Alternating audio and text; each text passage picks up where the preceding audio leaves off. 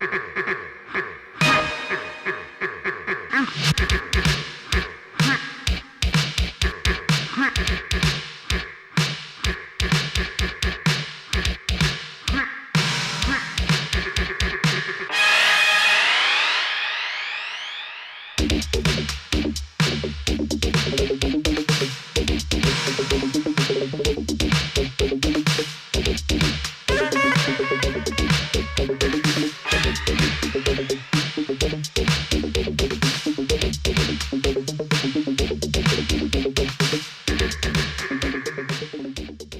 ne znam da li ste svjesni, ама го правиме во земјата у Загреб. Добро. Ова се Титовки во Загреб. Ние бевме доволно луди да дојдеме до тука да го пробаме нашиот концепт интимни мапи на градовите. Оваа најава е на македонски и тоа не е случајно, бидејќи сметавме дека е убаво на Vox Femina, еден од највозбудливите фестивали за кои што сме чули и секогаш сме посакувале да бидеме дел од. Сега токму од од 8-то издание на Vox Femina го правиме и ова возење и решивме да ви направиме една најава по македонски за да ви биде шаренолико. Благодарение на девојките од Vox, вечерва и на сите другари, вечерва со нас во кола ќе се возат некои луѓе на кои што исклучително им се восхитуваме за нивните действувања во градот, нивните акции во градот. Јаните ќе ги искористат сите своји извитнички вештини да се снајдеме низ Загреб, а јас за кратко ќе се прифрлам на еден друг јазик кој што веројатно не е ниту хрватски, ниту српски, ниту било каков. Ги молам сите лингвисти да не го сватат лично тоа како ќе правам многу јазични грешки вечерва. Се возиме по Илица, таму се паркираме, затоа што таму живее нашата Елена, и одиме по нашата прва гостинка, една исклучителна загребчанка, која што за Загреб има направено нешто што веројатно е еквивалент на докторат за тоа што Јаните и јас го правиме на ниво на припрема за основно училиште. Одиме да ја собереме Барбара Власин и потоа се во ова што ви го кажав на македонски ќе ви го раскажам на нешто што личи на хрватски. Еве.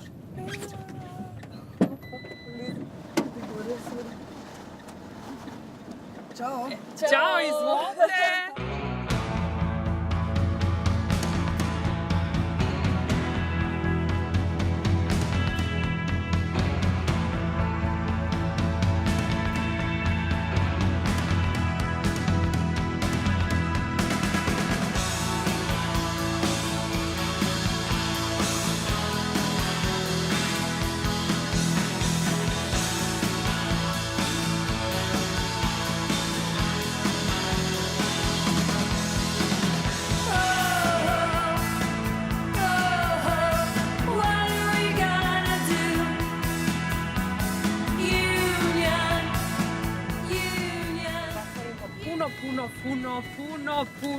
Puno što si prihvatila voziti se s nama kroz sopstveni Zagreb i pokazati nam tvoj Zagreb. Nama je čast da si sa nama jer ono što si ti za Zagreb uradila prije 7-8 godina je otprilike na nivou doktorske disertacije onoga čime se mi tako amaterski, entuzijastički počinjemo baviti sada. Dobro, sad baš. Dakle, nalazimo se na Gornjem gradu i pokušavamo doći do jedne od dvije lokacije koje su vezane za jednu od žena bitnih za Zagreb. Dakle, godina je revolucionarna 871. Za Evropu vrlo revolucionarna i to je zapravo mlada učiteljica iz Krapine koja je dakle, na tada prvom saboru, općem saboru učiteljskom, tražila jednake plaće za jednaku vrstu posla. Dakle, učiteljica kao učitelj. Mislim da sada moraš proći ravno i onda ovako lijevo. Mislim da ćemo tako doći do Opatičke. Ovdje je malo nespretno se vozite autom kroz Gornji grad. Aha. Dakle, taj sabor se održao zapravo u zgradi u kojoj je danas vlada, ali se tamo održava lijevo. Ne, ili čekaj, ravno-patička. Ili ova, čekaj, onda se vrati natrag, samo ovo. Vrag, ovo će biti problematično možda. Pa neka, to je baš biće uzbudljivo. Da. U Patički 14 nalazi se učiteljski dom koji dalje ima ime Marija Šak, makar nigdje u Zagrebu ne postoji niti jedna ploča koja bi dakle obilježila priču. Meni je ta situacija vrlo zanimljiva zato što zapravo se u principu zahtjevi za jednake nadnice i za jednaka rad povijesti dešavaju u principu unutar tvorničkog rada, a ovdje se to desilo zapravo dakle, prvi takav istup je zabilježen dakle, od jedne učiteljice 1871. Što je zapravo možda i logično jer je zapravo to je možda i jedino javno zanimanje u to dobu u kojoj žene imaju pristup ovdje. Sad tu negdje, da malo smo povoli, dobro ništa, prvo ćemo proći sada ravno pored zgrade vlade. Ne možemo doći do učiteljskog doma, ali ćemo proći pored zgrade vlade. Lijevo, desno moraš ići, ne možeš lijevo. Evo, dakle, nalazimo se na Markovom trgu. Sa one strane se nalazi sabor, a ovdje je dakle zgrada vlade u kojoj se održalo dakle, taj opći sabor sve učitelja. I sada, inače ona je postala upamćena u tom govoru i zato što je te revolucionarne godine izjavila da sve koji zapravo su neprijatelji naroda, a ponajprije oni koji su imali veze s vlastom bi trebalo povješati, tako da je ostalo na taj način. Sad lijevo, molim te. Radikalna cura. Da. Kasnije je postala dosta bitna, poznata je to učiteljica i dosta aktivna. I ja sam nabavila kasnije jedan njezin bonton koji je pisala u 70. i 80. godina, dakle bila je već 60 ili 70 godina za djevojke. I tada su njeni stavovi o tome ipak bitno manje radikalni. Dakle, bitno više korigirani. Bonton. Evo sad se vozimo, dakle, sad ćeš skrenuti lijevo ovdje.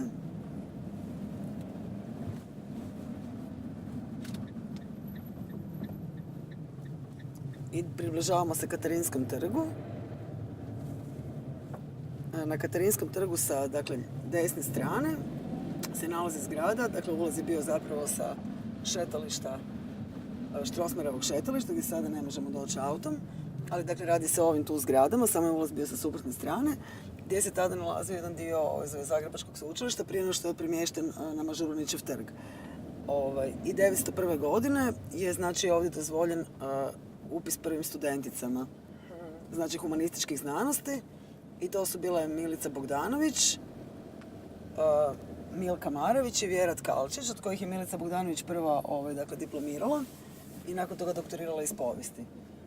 To je ono nešto bitnije zapravo za historiografiju Beograda, ali eto, Zagreb može pamtiti kao prvu studenticu koja je uspjela upisati dakle u trenutku kada su dozvolili upis 1901. Dakle, to su prve 3 studentice koje su upisale fakultet.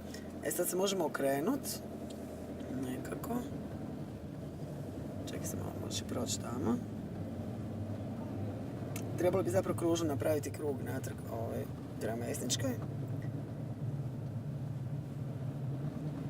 Inače tu u okolici se nalazi, dakle u današnjem muzeju grada Zagreba, nalazi se i bivši samostan Clarisa, u kojem je 1700. godine, dakle u toku dok je Edita Petronila Zrinska bila predstojnica, dozvoljen, dakle, upis najbolje opet lijevo. Onda gore? Aha. Ne može, a onda ravno. Ovo su kamenite vrata. Uz to je vezana Šenina priča o Dori Krupićevoj, ne znam da li ste to to je kao poznati mitološki lik iz priče, postoji spomenik Dore Krupićeve. Sad mislim da moraš lijevo ovdje. Tu se da može. I sad ravno ideš samo, na Mesničku. Odakle smo i došli. Da. Dakle, vratimo se na 1700, tu postoji, dakle, muzej grada Zagreba je nekada bio samostan Klarisa i tamo je zapravo 1700. godine donesena neka vrsta odredbe u kojoj su žene, dakle, mogle pohađati njihovu školu, da se nakon toga nisu morale zarediti i ući. Znači, pa na neki način je to zapravo bi se moglo smatrati prvim tipom, dakle, neke više javne škole za žene, koja nije bila. Ovo su sve priče koje u stvari postoje u vašem ženskom vodiču kroz Zagreb, ali tako smo pričali dok smo se tako malo neformalno pripremali za ovaj razgovor, da je knjiga u stvari zbornik neke anonimne, neformalne istorije. Sve su to žene koje su ovako, spomenuli smo i radikalne i progresivne za svoje vremena, grad ih nije upamtio nikako dok se vi niste počeli tako malo formalnije baviti time. Je? Pa mi nismo imali baš pretjerano znanstvenički pristup tomu, u smislu da sada biramo nekakav jako specifičan kriterij, dakle to unutar tog malog vodiča nalaze se i one žene koje po bilo kojem kriteriju povijesti trebale biti unutra, dakle i one koje su izuzetno bitne za žensku povijest i one koje smo izabrali slučajno jer smo smatrali da je naprosto pozicija u kojoj su se našli tada dovoljno značajna ili da neka situacija ili neka vrsta zanimanja koju su dobili ili nešto vrlo dovoljno značajno da bi se kroz to moglo promatrati povijest grada i ženska povijest. Dakle, u tom smislu i mlinarica koja je dobila koncesiju nad mlinom je neki bitan civilizacijski pomak ili kondukterka koja je bila prva kondukterka Zeta je također nekakva... sad lijevo.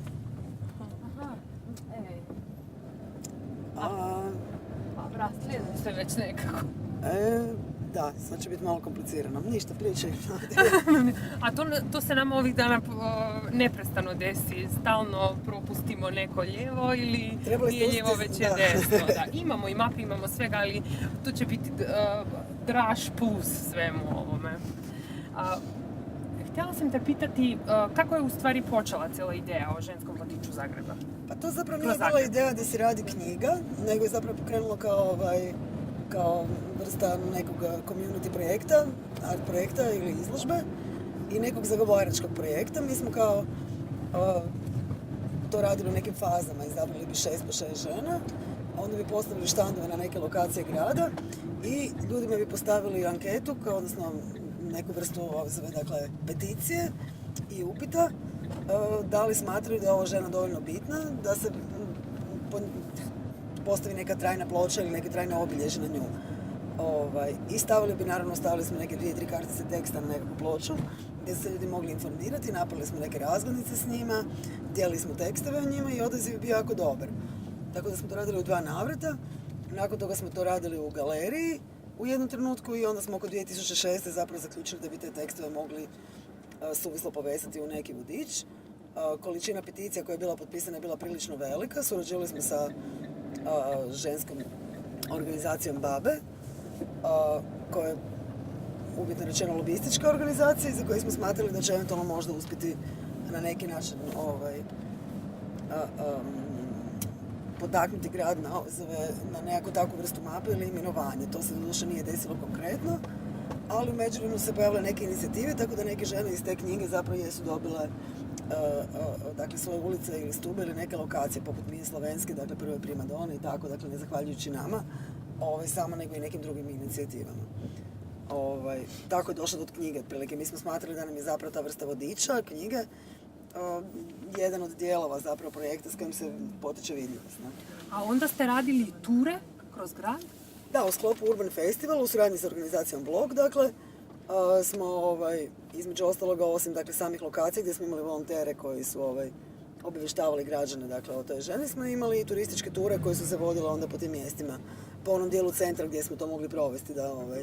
A kako ste ih organizirali? Kako ste nalazili turiste za te ture? Pa mi smo to naprosto objavili, nisu se javili turisti, javili su se građani iz Zagreba. Dakle, to je bilo objavljeno u sklopu festivala. Sad morat ćeš se prebaciti u desnu traku.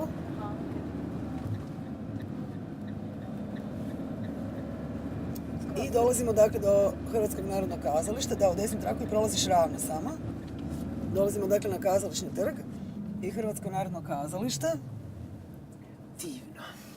Koje je sagrađeno dakle 895.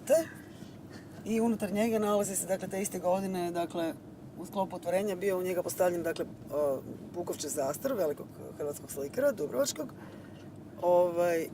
I na njemu, dakle, prikazani su ilirci, dakle, ilirci kao ilirski pokret, kao, dakle, nacionalni pokret za jezik. I na njemu se nalazi samo jedna žena među ilircima koji pristupaju Gunduliću koji sjedi na tronu. A radi se o Sidoni Erdidi Rubidu, dakle, radi se o ženi koja bi svakako trebala biti poznata, međutim, mislim da malo ljudi zna ko se nalazi na tom platnu.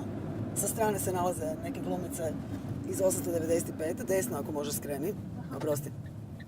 Neke glumice da prolepšaju sliku, Ne, mislim da me zastor gažen, dakle 895. 40, odnosno 50 skoro godina nakon ilirskog pokreta.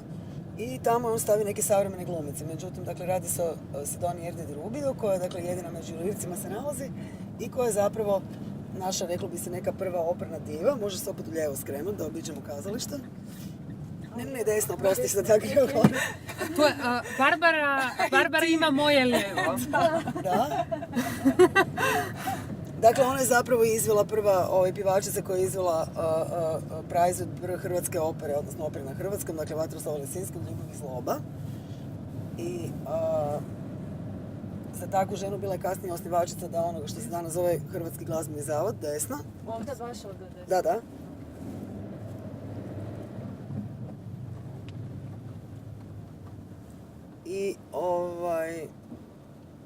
I dakle, za takvu ženu bi bilo potpuno normalno po nekoj oficijalnoj povijesti da se dakle nalazi neka ploča ili bista negdje, međutim, eto, nekako se nalaze se neke druge glumice iz kasnijeg perioda kao biste unutar HNK, međutim, evo recimo za nju, on i nije tako, njezinu biografiju obrađivao dosta tadašnji kroničar Franjo Fukač, mislim.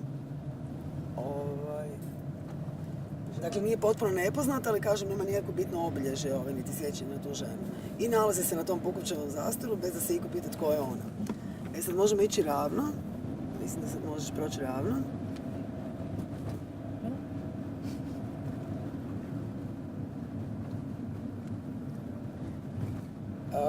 Još jedna žena koju smo stavili u vodič vezana je za HNK, to je bila Mija Čorak-Slavenska. Dakle, prima balerina 1932. godine. U Zagrebu, s obzirom da su isto balerine imali neki drugčiji i loši status u smislu radnih prava uvjeta nego glumice i operne pjevačice, pa smo i nju uvrstili iz raznih razloga. Ona je kasnije postala svjetski poznata i slavna. Sad se Aha, moraš ići desno. Okej. Dobro. Ništa, ja ću nastaviti priču. Da, to je grad, ne možete uvek stići gdje vi hoćete. Dakle, sad smo prošli prolaz Sestara Baković, koje su, dakle, antifašistkinje dakle, Skojevke Zagreba. Malo dalje, tamo ne možemo s autom, se nalazila, dakle, njihova trafika, koja je istovremeno bila zapravo centar za razmjenu, dakle, CK Hrvatske, gdje su se razmjenjivale dakle, dokumenti. Prolaz Sestara Baković promijenio ime 90. godina u Miškicov prolaz, pa su se nakon toga opet vratile. Dakle, na zahtjev građana su vraćane. Ko je... Miškic? Da. Miškic je neki anonimni lik po kojem se taj prolaz zvao prije Drugog svjetskog rata. To se sad nama u Skopju dešava, promijene ime makar je istina da se taj prolaz zvao tako, ali dobro. Da. A Sestre Baković su, dakle, neposredno blizu imale, dakle, trafiku koja je bila zapravo centar za razmjenu dokumentacije i bile su uhapšene i dakle, uhapšene i privedene zapravo ustaško redarstvo i zapravo su skončale krajem 1941. na trgu kojem se sada putujemo prema tom trgu ili... Da, sad idemo prema tom trgu i nekako i prema produžitku na priče i razgovora s tobom. Ti se sada u suštini baviš aktuelno sa ženama, učesnicama u antifašističkom pokretu, u antifašističkoj borbi. Pa mi sada zapravo počinjemo projekt koji je koncentriran samo na dakle, zagrebačke antifašistkinje. Dakle, na taj period, plus period 30-ih i dakle neki prolog prolog u tu cijelu situaciju, pa se tu bavimo i ženskim organizacijama koje se zalažu za antifašizam i pacifizam na području Jugoslavije, ali dakle i članicama SKOJ-a i KPU i KPH. Pa sam zato iz tog razloga kao neki prolog smo htjeli napraviti priču o sestrama Baković. To je nekako područje koje smo djelomično izbjegavali unutar vodiča iz razloga što je bilo nepravedno izabrati jednu, pa smo to proveli kroz 2-3 priče. Jedna je bila o Leji Kraus, dakle jedine Zagrebčanke koja je bila u Španjolskom građanskom ratu, s obzirom da žene s područja Jugoslavije zapravo nisu tamo odlazile. Mislim da ih je na popisu svega 11, od kojih su većine doktorica, a Leja je Kraus je dakle medicinska sestra i to je jedina osoba po svim popisima do danas koju su mi našli da je iz Zagreba otišla u Španjolski građanski rat, preživjela ga je, kasnije dakle ostala je nakon prebjega u Francuskoj, ostala u Francuskoj i krajem 40. godina otišla za Izrael. Tu si nam juče pričala, nevjerojatno je šta se desilo tim ženama kad se završio rat u stvari, kad su se trebale vratiti. Samo malo lijevo, moraš skrenuti, promašit ćeš. Evo ga. Ok. Pa nije ženama, nego, dakle, zapravo Jugoslavijska policija i nije znala ko je tamo bio, tako da su oni hvatali pisma, oni koji su se spasili u Francuskoj, bi slali pisma familijama da su tamo i da su živi i u principu oni su ih u dosluku sa policijom, zapravo je policija hvatala ta pisma i po tadašnjem zakonu, dakle, Jugoslavijskom su im oduzimali državljanstvo i nisu mogli ulaziti u državu. Ne? Na kom osnovu, zašto? Pa na osnovu toga što su, Kraljevina Jugoslavija imala vrlo striktne zakone o tome, na temelju toga što su većina bila članova ili skoro svi članova komunističke partije. Ali i oni koji nisu bili, dakle bili su tamo, su, ako je u slučaju nisu bili članovi, tada su dakle imali zabranjen prostor. Evo, nalazimo se dakle pored Meštrovićevog paviljona, Doma hrvatskih likovnih umjetnika, koji je u toku Drugog svjetskog rata, danas ima naziv Trg žrtava fašizma, oko njega možemo kružiti malo da pričamo. A u toku Drugog svjetskog rata on je nosio to zloglasno ime Trga N i na njemu su se nalazile više stanica, dakle i Gestapo i ustaške dakle, policije. I sam dom likovnih umjetnika tada je u toku, dakle NDH bio džamija, dakle njemu su bili postavljeni minareti koji su nakon rata skinuti, pa je bio. Tako da je više lokacije zapravo gdje su, kako bi rekla, gdje su ljudi ispitivani pod tom torturom. Konkretno, evo, radi se ove zgradi gdje se nalazi Zeleni križ tamo kod apoteke. Ja isto dugo nisam znala tih lokacija koja je. Ona se nalazi malo prema Zvonimirovoj, gdje zapravo se na samo Badnje Veće 41. znači u Luči Božića Zdenka Baković bacila nakon mučenja, a Rajka je dakle, umrla nakon toga u bolnici od posljedica mučenja. Eto, i to su sestre, to su, dakle, da bi se znalo zašto su tamo biste sestre Baković. I zašto se prolaz mora zvati po njima? Ovaj trg je također bio preimenovan. Dakle, u toku 90-ih Trg žrtava fašizma dobio je ime Trg hrvatskih velikana. Te su se radi toga tu odvijale demonstracije svake godine sa zahtjevima tadašnjeg suprana da se vrati ime i onda je vraćeno ime, dakle, Trga žrtava fašizma. Jani i ja dolazimo iz jednog grada koji se sada... Sad možemo voziti kuda god hoćete. Sada možemo, da. S obzirom se na Gornji grad. Većina tih lokacija nalazi se, naravno, s obzirom da smo mi radili neku historijsku obradu, većina tih lokacija nalazi se prema Gornjem gradu i u nekim prostorima gdje je dosta teško s autom se voziti, ali možemo pričati o Pa da, naravno. bilo čemu. To je grad, to se desi nama sad, kako se Skoplje menja, onako kako o tome čujete i kako o njemu pišu strani mediji da je to Luna Park iz horor priče, gore je, nego ta asocijacija. Tako u Skoplju sad danas ne možeš znati, ne možeš biti siguran da možeš od tačke A do tačke B doći na način na koji ljudi u gradu znaju. I grad se užasno, strašno, nasilno menja i onaj korpus identiteta se svodi samo na jedan politički pamflet i gubi se pravi identitet grada koji u suštini nije jedan. Ljudi nas sa strane teše da se to dešavalo i dešava se svim prestonicama zemlje Balkana. Kako se Zagreb menjao ovih godina? U kom se smeru menjao? Pa zadnjih godina zapravo u smislu imenovanja ulica sporadično. Zapravo mislim da je taj proces u Zagrebu obavljen početkom 90. godina gdje su se zapravo u jednom trenutku odmah zapravo većinom promijenili nazivi ulica. Neke ulice su bile vraćane na imena ulica stara od prije, koje su imale isto tako 45. Neke su dobivala neke potpuno sulude i nove nazive. Ali mislim da je taj proces bio u jednom trenutku zaustavljen i to što smo izgubili iz javne memorije, smo izgubili iz javne memorije. Mislim da su prolaze Stara Baković i Trg žrtava fašizma, recimo kad se konkretno radi o antifašizmu, mislim jedine lokacije kojima se vratio stari naziv. Dakle, taj dio antifašizma je više manje izbrisan iz memorije grada. S time da kada govorimo o upisivanju ženske memorije, dakle nekakvih ženskih ulica ili nešto, to je općenito problematično jer toga niti ranije nije bilo puno, ne? Ali onda sa gubitkom antifašistkinje izgubili smo i taj mali dio ženske memorije koje eventualno postoje u smislu da je bio upisan ulica. Tako da kod nas nekako je, mislim da vijeća i odbori za imenovanje ulica imaju neku ideju da zapravo s obzirom na silne promjene legitimacije i tako dalje, dakle građanima ne bi radili probleme, da više neće tako lako ulaziti u situaciju o promjeni imena.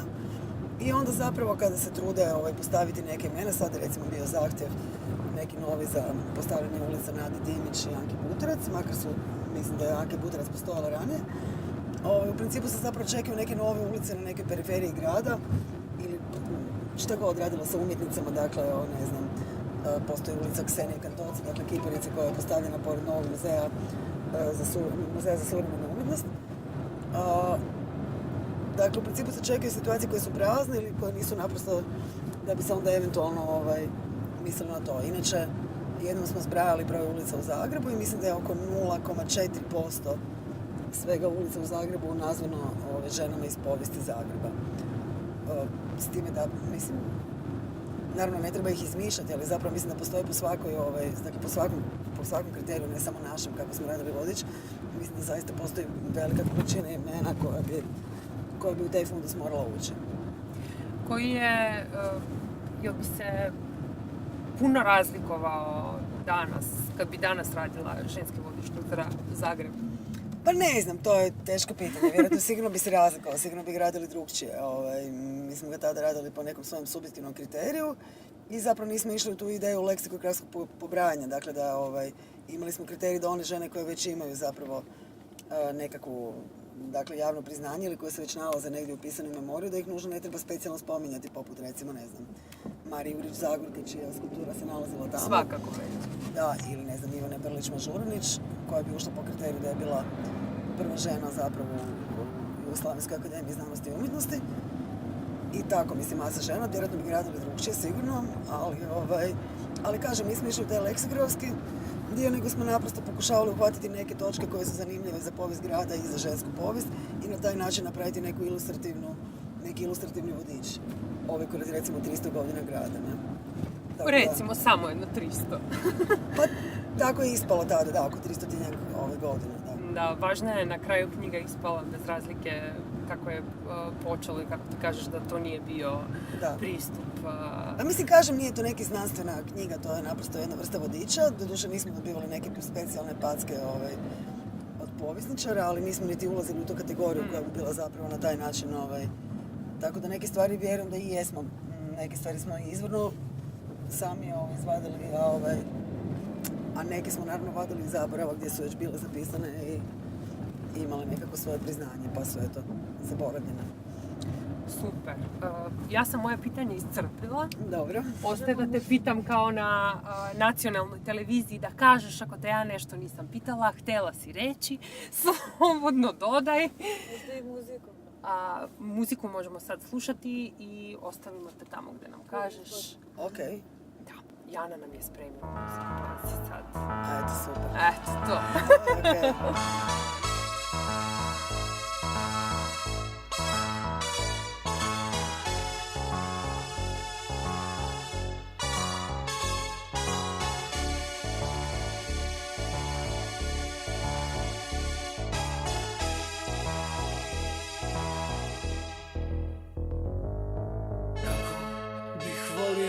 si tu. Al grad je tako tužan, a ti si s one strane. Ove su kuće tako ružne. O, kako bih volio da si tu. O, kako bih volio da si tu. Kako bih volio da si tu. A grad je tako velik, a ti si s one strane. Ove su kuće tako ružne. O, kako bih volio, o, kako bih volio, o, kako bih volio da si tu. Kad zum reportera smješka biciklera, izvlačim malog netaša. Izvolite, momci. Dobrodošli u studio. Da.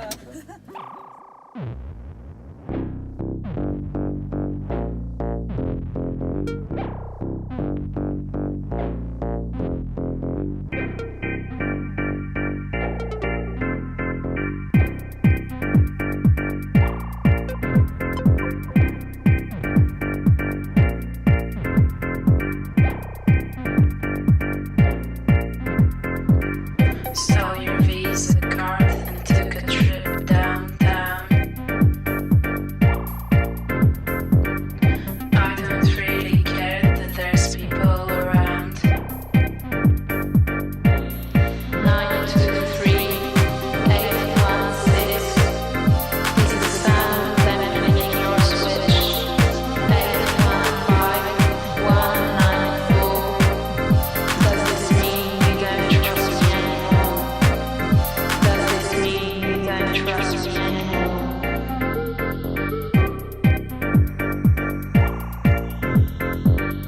I'm so happy that you're coming out to play.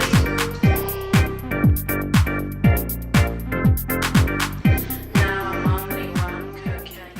Možemo i oficijalno početi. Dragi moji momci, hvala vam puno što ste večeras sa nama. Zezam se, nećemo tako.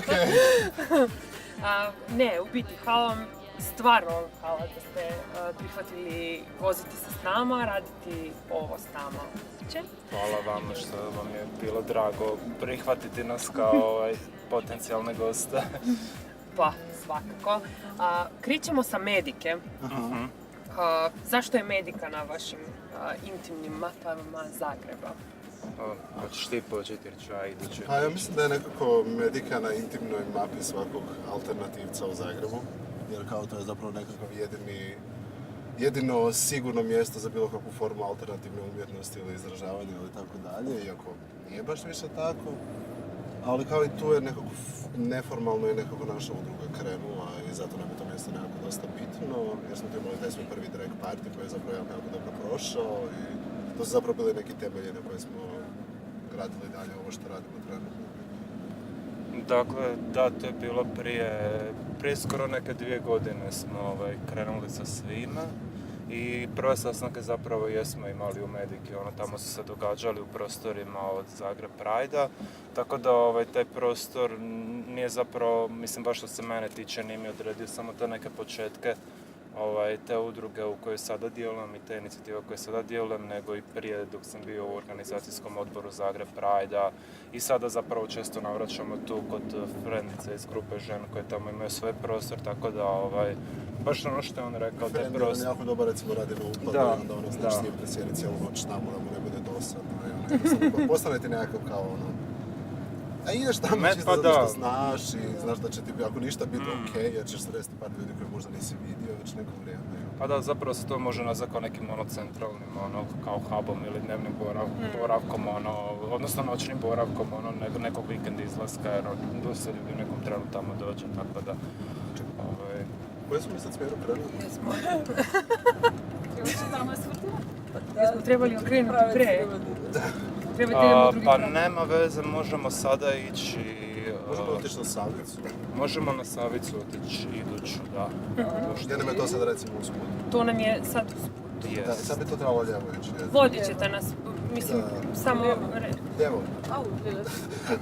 Moje lijevo, Ja ne me zezaju mislim, nema šta oni mene zezati. Ja totalno nemam orijentaciju, onda kad kažem desno, to je lijevo i obrnuto. Je li ovo vaš auto ili?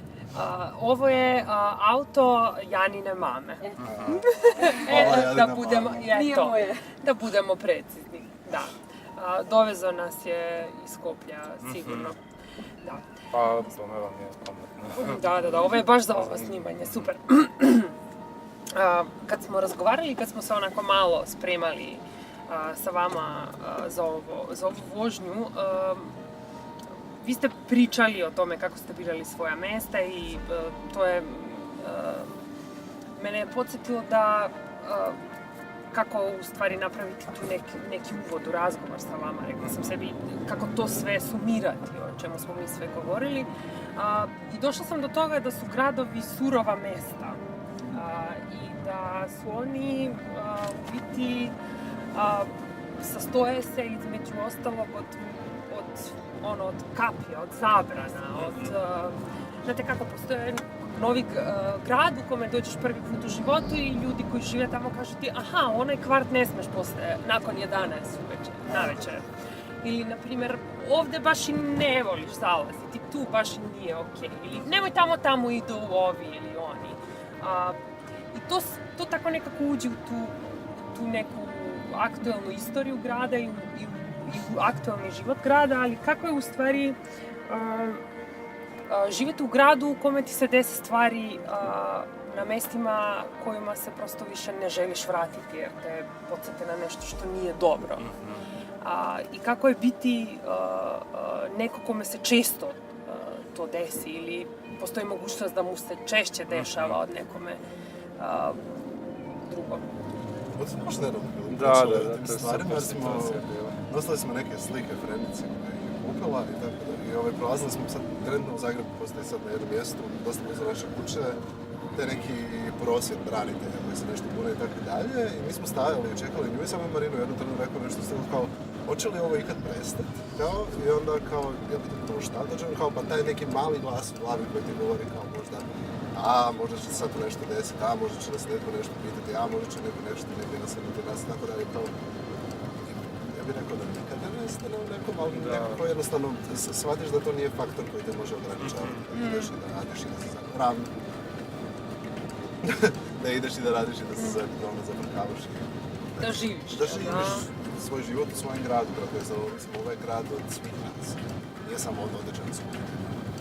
Ja bih rekao da mi taj strah nekako više prevladavao kada sam tek tu došao i mislim zapravo tada nisam ni toliko poznavao kvartove, živio sam posvuda i bilo je tih nekih punktova u gradu, odnosno tih nekih kvartova u gradu gdje se nisam osjećao uvijek najsigurnije i jedan od tih kvartova je ova Savica na koju sada idemo i zapravo nisam uopće siguran da sam uopće bio u tom kvartu od kad sam se preselio.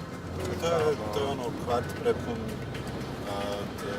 tamo su većinski stanovi koje je vojska dala braniti, tako nekakve stvari, tako da je veliko prisutstvo se.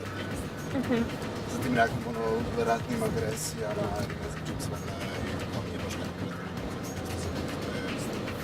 Međutim, zapravo da se nadovežem na ovu priču sa Savicom, zašto sam, sjetio sam se danas te lokacije iz jednog jako posebnog razloga, ali to je ne zato što sam bio u strahu kada mi se ta situacija radi koje sada idemo tamo dogodila, nego zbog...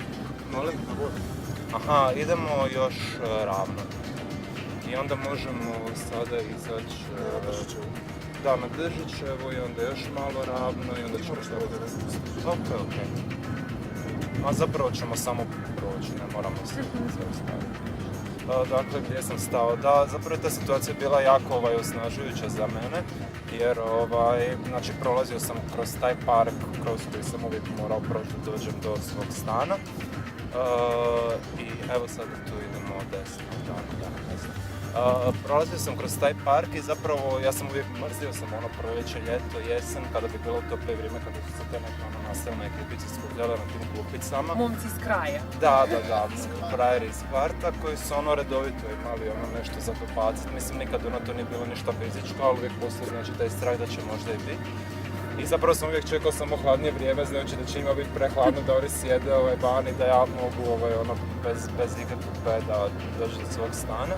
Međutim, jednom se dogodilo tako da sam išao kroz taj park i naravno skužio sam tu neku problematičnu jedinicu i mislim da taj neki strah od nasilja, mislim da homofobci su kao crne mambe ili ne znam koja zmija, koja nanjuši strah i onda reagira prema njemu. Međutim, kako sam sad približao njima, čuo sam tu konverzaciju koju su imali, oni su raspravljali o tome da li da me napadnu ili ne. I onda je jedan od njih kao rekao, joj nemoj ništa napravit, tužit će nas i najebat ćemo ili nešto u tom stilu. I zapravo sam se u tom trenutku baš super osjećao, s takvim sam nekim ponosom prošao pored njih kao yes motherfucker, I will fuck you up, ako me samo takneš. Sada se prebaciti ovu drugu traku i tu ćemo isto skrenuti, da. Nego Hrvatska je actually uspjela dorsati jako dobar zakon o hate crime.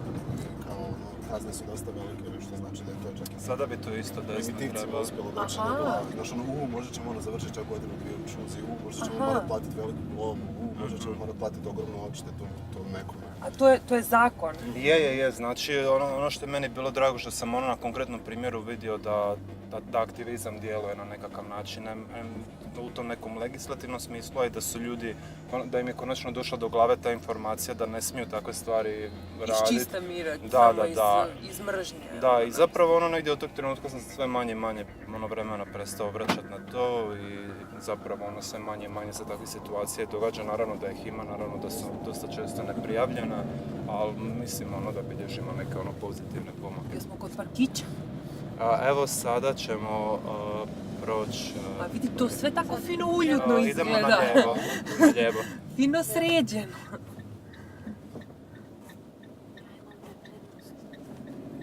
Pa dobro sam taj neki granični dio grada, tipa tamo više prema istoku, tamo već kao kreće sranje, tako da ja više, ne znam, toliko smo se zatvorili u taj svoj neki mjehur, Trešnjevke i centra i kao uopće ne ideš više tu da nigdje.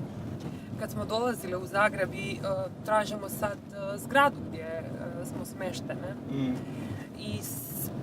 Evo na mjestu parkića niknuo Lidl koliko vidim. Aha. Što novo.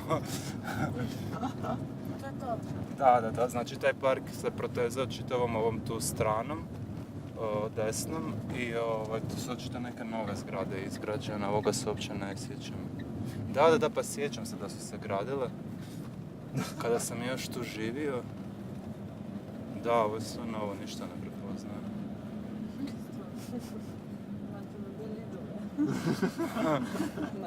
Da, ovo je zapravo sve bilo, evo, ovdje gdje se nalazimo, to je već bilo kao zeleno i sa grmljem i svašta nešto, tu je sad podzemna garaža.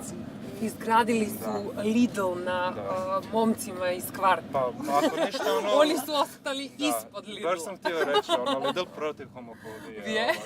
Da, Lidl protiv homofobije. Pa probaj desno, tako da se vratimo na cestu. A ne moraš vam Lidl. Možemo se vratiti na taj način na cestu kuda smo i došli. Da. Jane će me ispraviti ako se zeznem sad. Postoji jedna organizacija kod nas, Reaktor, čini mi se da su oni mapirali grad sa točkama koje su kritične za žene. Ne znam da li toga ima kod vas. Da, mi smo to isto radili, ne za žene, ali jesmo za LGBT populaciju. Baš sam ja radio na tom projektu sa svojim prijateljem i kolegom tada u Pride odboru Gordanom Duhačekom. I zapravo smo pregledavali smo sve izvještaje ljudskih prava gdje je bilo dokumentirano nasilje, onda smo na jednu... Da, lijevo.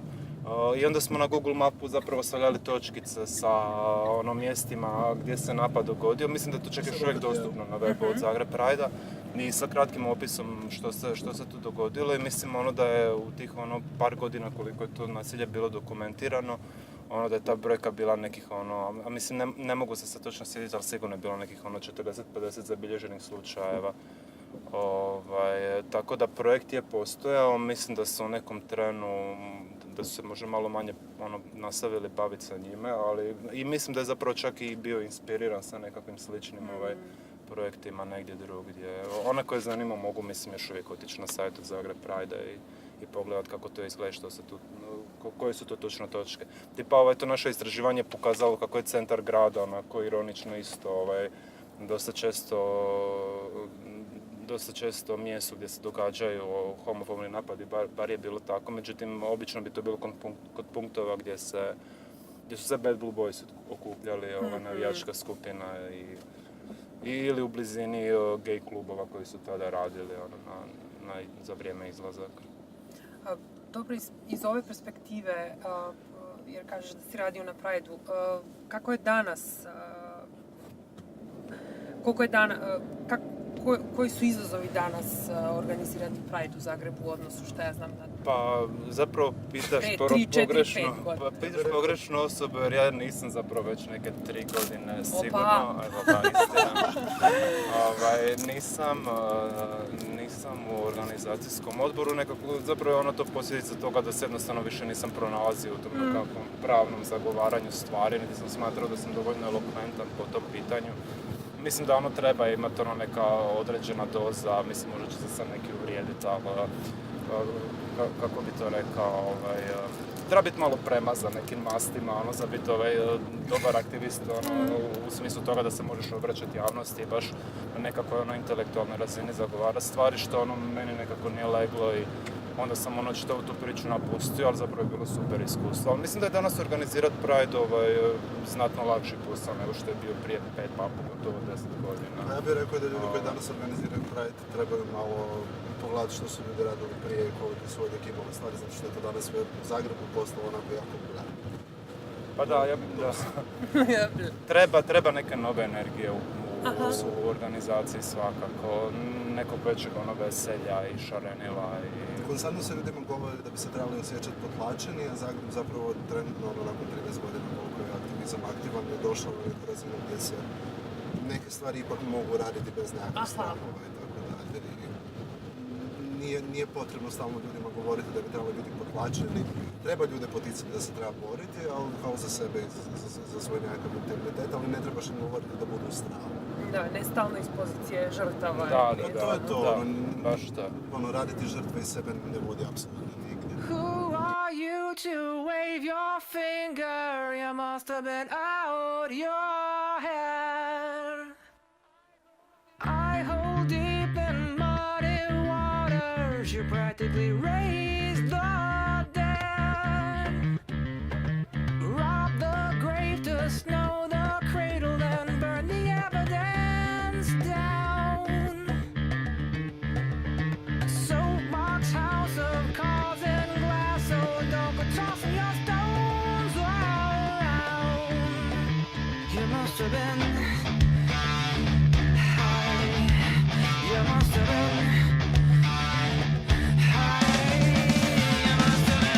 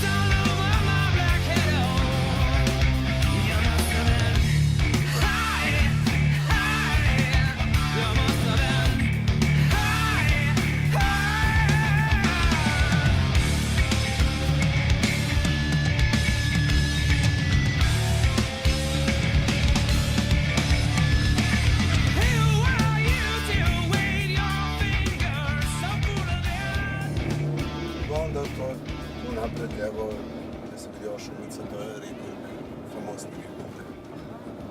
I to je isto zapravo jedno od mjesta gdje onako Vrtim ili ne? Pa ne, pa možeš gore nastaviti, pa ćemo se. Aha.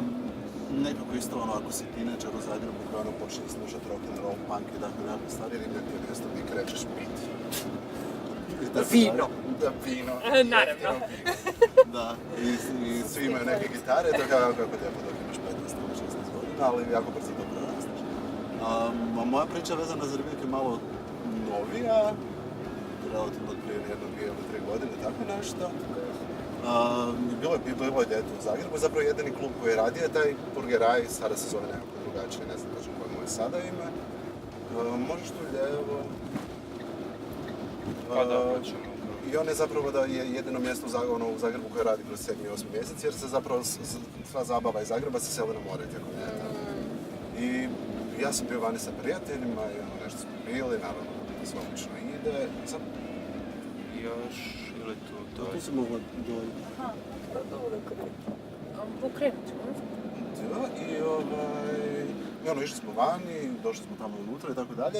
Ja sam unutra uspio sresti jednog tipa s kojim sam bio chatao online. On je bio tamo valjda sa svojom nekakvom grupicom prijatelja, tako smo mi nešto časkali, pušili, pili, la. Ja sam njega odjedanput krenuo poljubiti, on je mene odgurnuo i kao to je bilo to. Ja rekao kao dobro, okej, šta god. Pokupio sam se vani jer smo se ono kao ljudi bez novaca ostavili oni drugi na vani u grmlju da idemo i popijemo do kraja. I mi smo sjedili tako na klupici, to je ono malo pored kluba i pili i on je samo izašao van sa svojih 1, 2 ili 3 prijatelja i krenuli su udarat mene i mog frenda. Koji su bili tamo. I zapravo meni je taj događaj mi je ostao u glavi zašto sam htio da dođem ovdje, jer kao to je bio ono mene na neki način isprovocirao onako kao aha, nećeš više šutiti, nećeš više ne raditi ništa, nego ćeš ustati sa svoje klupe taj napraviti nešto jer se ovakve stvari ne smiju dešavati. I zapravo to mi je bio moj onako nekako prvi malo realni izlet u to zapravo kako je ono stvarno stanje stvari tada bilo, to jest još uvijek je sa nekim ljudima i koliko su zapravo u strahu od sami sebe i od toga kako će njihova okolina reagirati na to kako se oni ponašaju ili koji su nekakvi njihovi životni odabiri ili kako to već želite nazvati. Ili plan. Onda bilo je onako dosta kao interesantno i meni zapravo ta priča danas, mislim kao neki dečki su odmah došli pored koji su sjedili na kumici, nije tu sad bilo nešto strašno, neki dečki koji su bili pored su došli, pomogli nam i nam kao je šta ovo.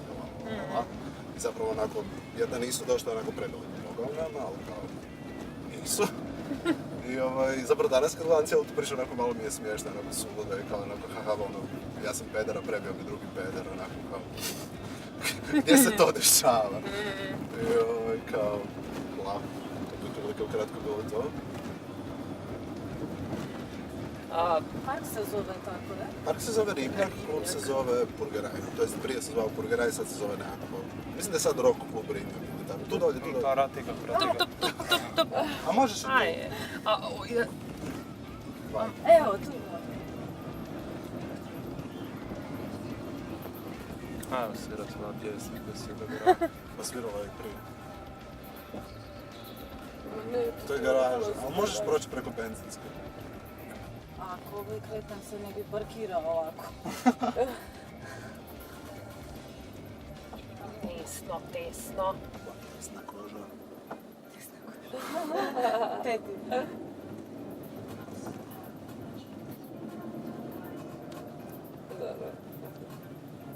Dolje. Mi sad možemo odmah do Raša, čovječe. Pa da. Sad idemo na dole. Da. Ovo je isto vaša pjesma. Da. Je. Dobro, sad govorite oboje da je nekada bilo gore, da su sad ipak nekako stvari krenule nabolje.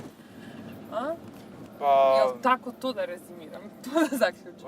Pa šta ja znam, ja mislim da ono... napredak. Da, ali ja mislim da ono ljudi koji su htjeli živjeti slobodno, da su oni živjeli slobodno bez obzira na ikakve incidente i mislim da je najgore opravdanje koje možeš imati sebi je to kao joj, ono, neko će me premlatiti, ono, zato da ostaneš u ormaru i da, ono, da se ne izražavaš slobodno. Naravno, ono, tužna je činjenica da se ponekad ono, trebaš nekako ograničiti svoj rodni izričaj da ne bi najeba, ako smijem koristiti takve Skroz. riječi. Ja smijem psovati.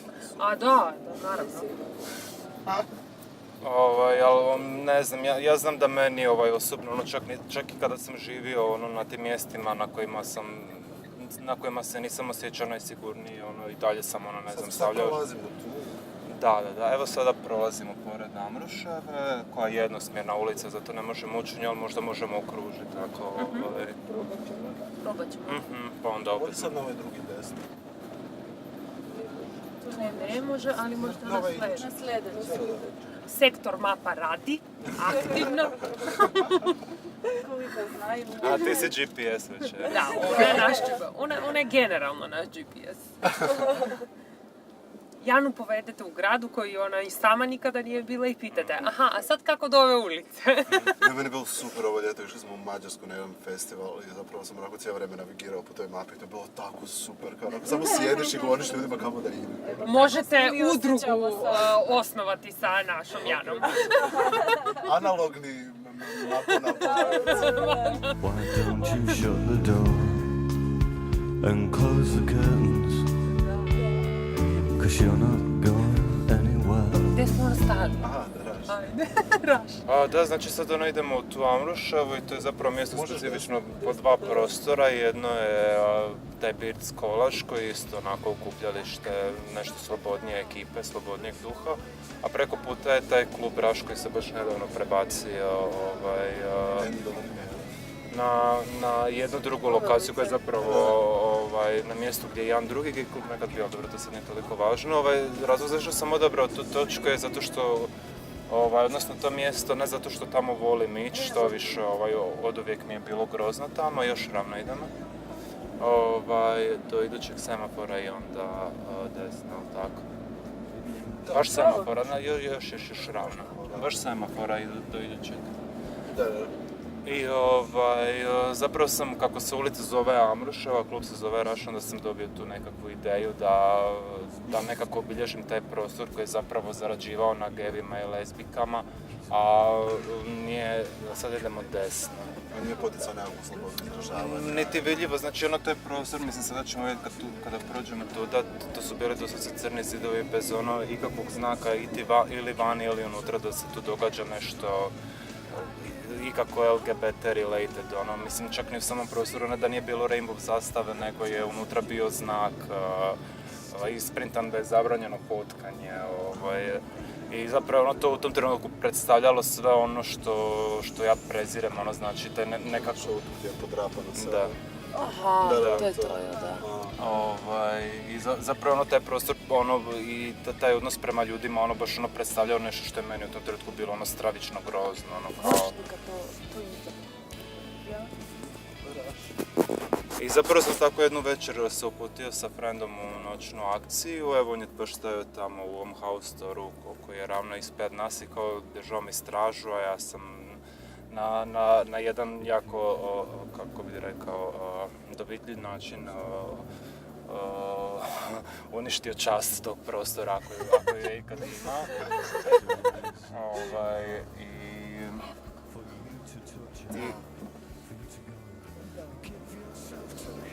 Da. I zapravo je bilo jedno jako cool iskustvo za mene i zapravo to je zapravo bila neka prva radikalnija stvar, Šta se u stvari desilo? Znači ja sam napravio šablone za sprejanje i znači kako se ulica zove Ambruševa, klub se zove Raš kao RUSH. Ja sam zapravo napisao Ormaruša, a kao Raš je bilo u tome Ormaruska, drugom bojom i... mislim, nije to sad naravno bio state of the art, nikakav, mislim ali je dovitljivo. Zagreb ima boljog street arta od toga što sam ja napravio, ali ono što bi bilo drago što oni to nisu uklonili idući dan. Mislim, vjerojatno zato što su u policiji bili prijavili, ali mislim da ulični vandalizam,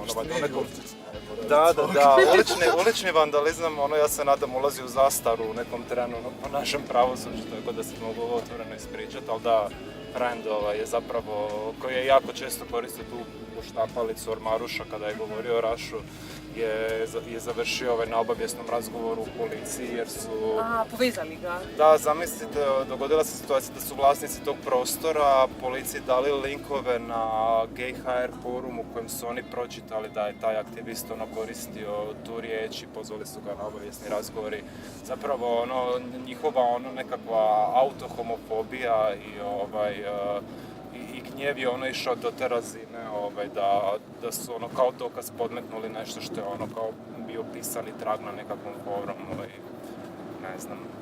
Da je meni netko to napravio, ja bi se možda zapitao zašto mi je to napravio, ne bi išao ganjati pravdu, pogotovo ne ako to možeš tu ćemo ispitati bocom ravno na meso Klaićevu. saočistiti. Da.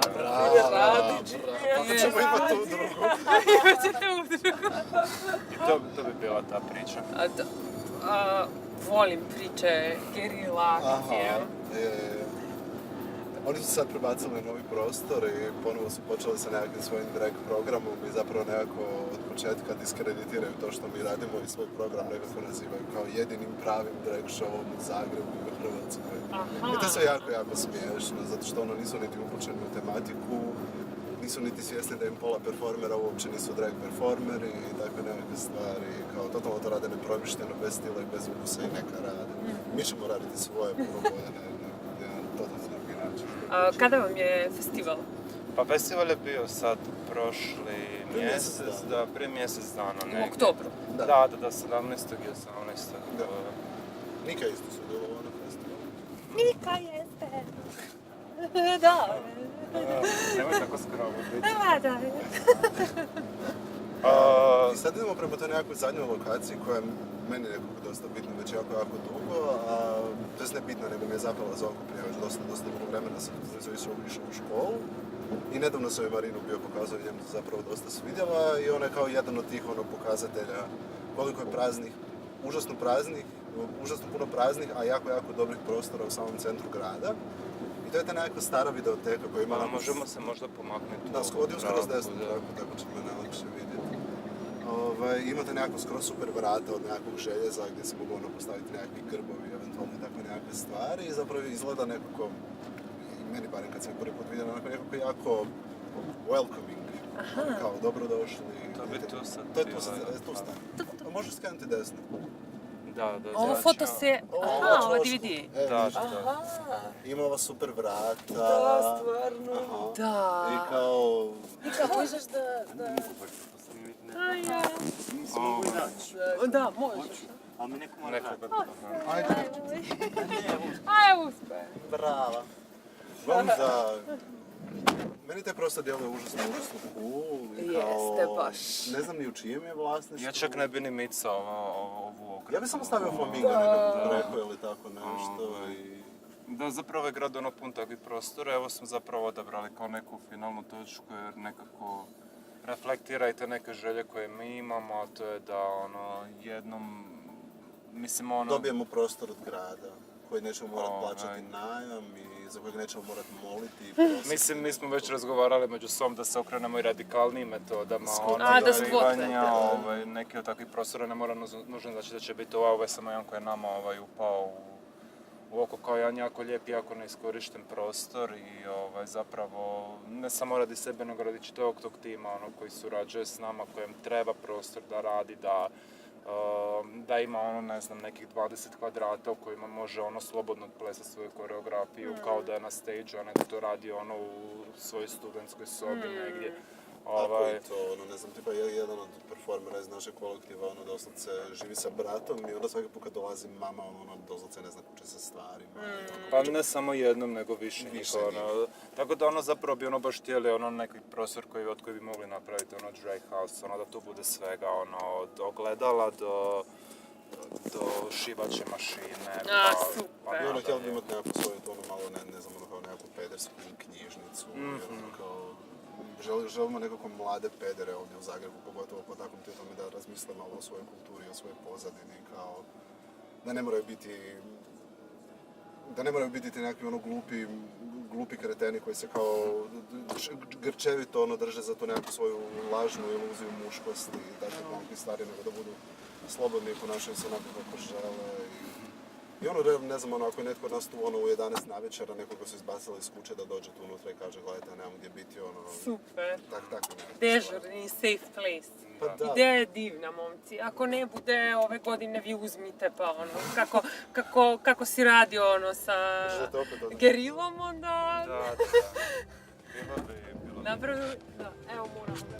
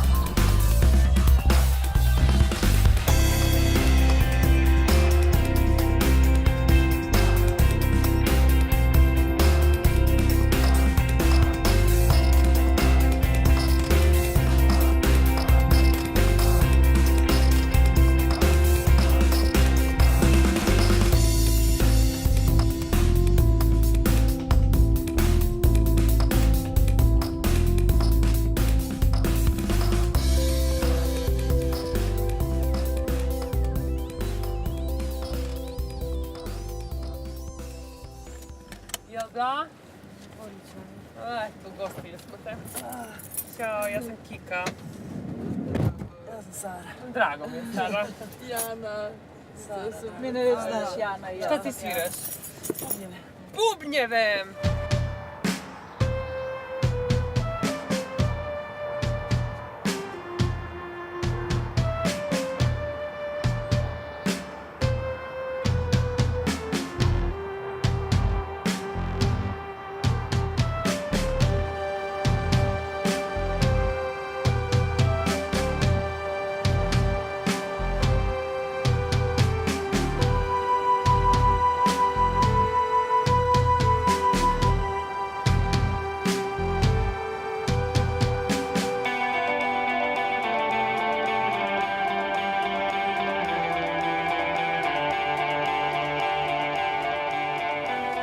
Jana okreće da vas ja uputim. Ovo su vam bubice. Ispred je jedna kamerica, s vaše lijeve strane druga kamerica. Ovo je naš putujući studio. Da, tako. Sara i Eva, grupa žen, ovako. Jan i ja dolazimo iz grada u kojemu ne postoji ženski bend. Ozbiljno. Kako vam se to čini? To nam je jako čudno. I nama je vala čudno jer mi radimo festival i nikad ne možemo strukturirati muzički program našeg festivala, a da imamo domaći ženski bend. Zato smo riješili da kada porastemo oformimo naš ženski bend. To nije loša ideja. Eto, tako pa smo pozvali vas da nas uputite koji su to izazovi, šta trebamo naučiti, šta trebamo znati. Zezam se. Hvala vam, djevojke, da ste došle, da ste prihvatile voziti se s nama i pokazati nam vaš osobni Zagreb. Osobno. Što se tiče benda, najbitnije je u skladu s kojim vesele. Radimo na tome. Ali to se desi valjda u jednom momentu, da? Desi se u jednom momentu, onda se opet raziđe. Znači, nađe se na jednoj točci, pa varira, Ali najbolje je kada su svi isto fazonu. Da, jel da? Ako svi nadrkani, svi nadrkani. Ajde, sad to. Da. Dobro, ajmo sad samo malo da kažemo gdje idemo. Idemo u Dugmetaru, to je bivša tvornica Dugmadi, komuna po novome, koja je godinama bila dom za jednog 20-ak bendova, ali evo zadnji tjedan se počela rušiti, pa smo je odlučili staviti na našu mapu, zato što je jako bitna za nas, jer smo mi tamo počeli, tamo smo imali svoj prvi prostor kao band i to je mjesto jako bitno generalno za glazbenu scenu u Zagrebu i sad evo vjerojatno u ovom trenu 20-ak bendova traži prostor. Ali super je to mjesto, malo je naravno ruševno kao i sva mjesta gdje bendovi sviraju i ima čak je bio neki limit, moglo se svirati samo od 4 do 9, ali je super onako, kao to su bili vjerojatno neki uredi ranije i tako da je svaki bend ili po 2-3 benda su bila u jednom tom uredu. Koliko je ženskih bendova aktivnih? Koliko je ženskih bendova aktivnih u Hrvatskoj ili? Ajmo u Hrvatskoj. Pa evo, mi znamo za neka 4 možda, trenutno, da. Jedno 4 benda. A bilo ih je, mislim, evo, ja sviram od negdje 2006. I bilo ih je, po par uvijek, Ima taj neki kontinuitet.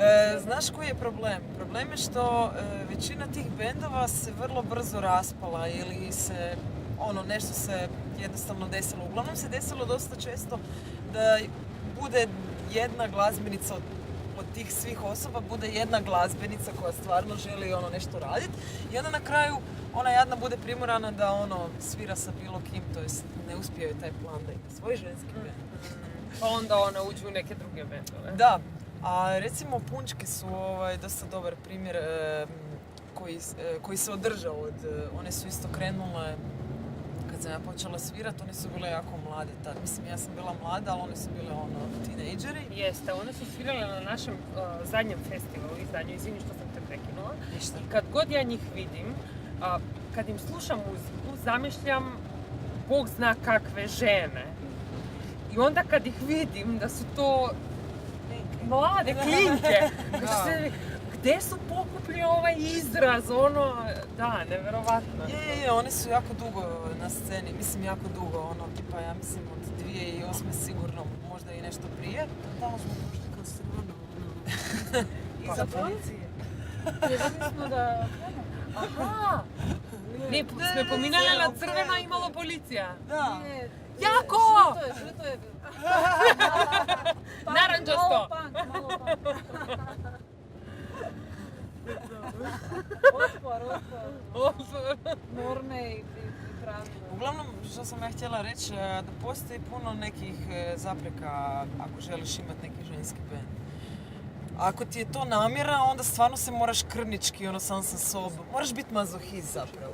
Aha. Da, moraš biti na neki način mazohist i istrpiti puno sranja i svega toga, zato što jednostavno nema dovoljno djevojaka još uvijek, nažalost, koji su spremne na razno odricanja, i jednostavno bilo bi super da ima, ali eto, tako je. Ma nije nama uopće bilo u cilju toliko taj ženski bend isfurat u smislu kao da ima puno ženskih bendova, onda valjda to ne bi bilo interesantno, nego baš na ovaj način kako se... Evo, tu je Dugmetara. Tu je taj prostor, da. A dobro. A tu je iza ove zgrade, baš bi se trebalo ući, tu je kao parking. Možemo se sad kao okrenuti, da. Sad, gdje da? Evo, desno. Pa u principu ja mislim da ćeš morat na semaforu i mislim da je najbolje ravno i onda na okretištu ćemo se okrenuti pa ćemo se vratiti u ovom suprotnom smjeru u kojeg smo došli. Znači na ovaj semafor ravno. Znači idemo ravno? Da. Ne ravno pa ćemo se na okretištu okrenuti. A prekinulo te prekinulo me. Smjernice, ali to tako ide. Kiša, to tako ide. To tako ide. Što sam htjela reći? Zato svi vozimo. Htjela sam reći da žen je nastao možda na neki način pomalo iz nekog prkusa svim tim bendovima koji se ne nazivaju muškim bendovima, a jesu muški bendovi. Zašto oni nisu muški bendovi? Zašto smo mi ženski bend? I onda je eto nastao Žen. I zato smo uzeli to ime Žen, koje je zapravo muški rod od žene i koji jednostavno onda zbunjuje ljude. I uvijek nas ljudi pitaju šta to znači, da im kažemo samo ono, da se zovemo žena, onda bi rekli, to je na hrvatskom riječ za ženu. Tako da, ovo je onako zanimljivo, ono kad im se objasni, onda uvijek su svi još i dalje zbunjeni, ono nisu... Nije im odmah, ne sjeda im na prvu. Pazi na travu, pazi na travu. To je to, mi smo u principu bend koji ne sjeda ljudima na prvu, ne samo s imenom, nego sa cijelokupnom pričom. A onda kad sjednemo, Eto, pada vlada. Sve se desilo dobro, je. Hoćete da slušamo malo muziku? Možemo, ajde.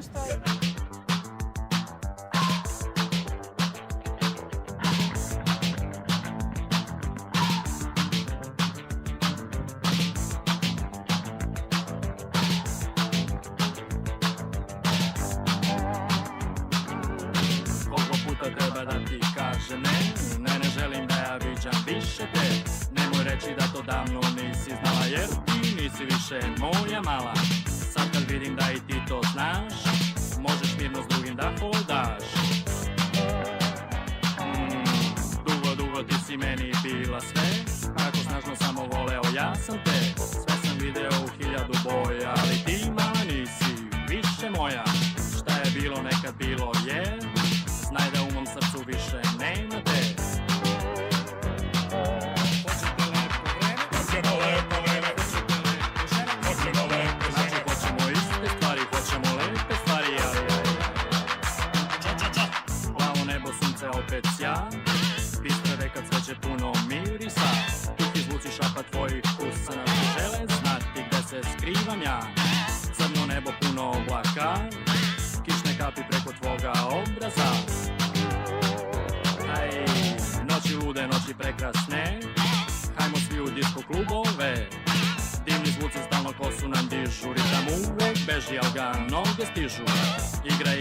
Igraj celu noć, uz ritam ovaj koji ima neku moć.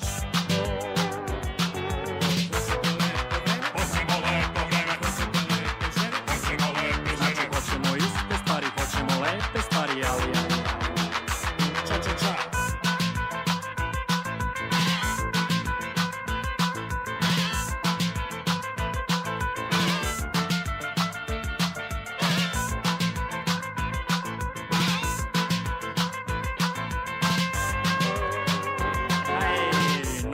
noći prekrasne, hajmo svi u disko klubove.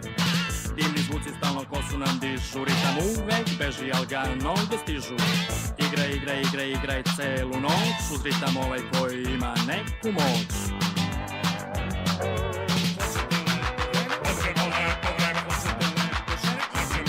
Znači hoćemo iste stvari, hoćemo lepe stvari, aj. Ča.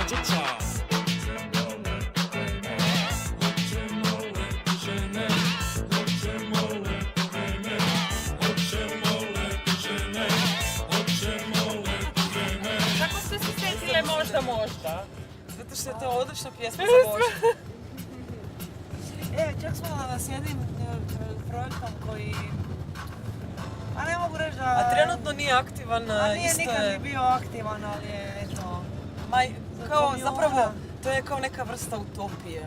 Imali smo projekt u kojem smo obrađivali sve XU pjesme i projekt se zvao Komjuna, kao sa... sa Y-om. I bilo je zanimljivo, bilo nas je ne znam koliko. Ko god je htio u bendu je. Isto u principu smo same cure bile.